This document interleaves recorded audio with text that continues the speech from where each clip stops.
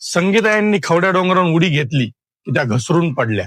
समोर आलेल्या नव्या व्हिडिओमुळे या प्रकरणात पुन्हा एकदा चर्चा सुरू झाली आहे.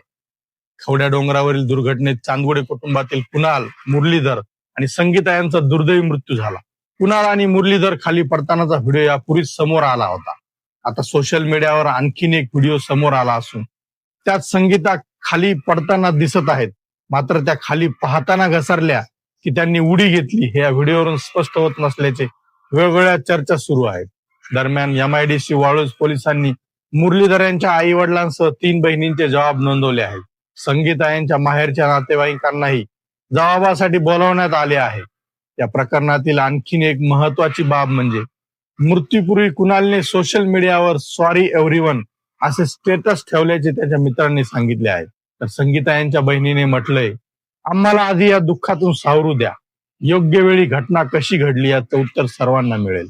त्यामुळे खवड्या डोंगरावर नेमकं काय घडलं याकडे आता सर्वांचं लक्ष लागलं आहे.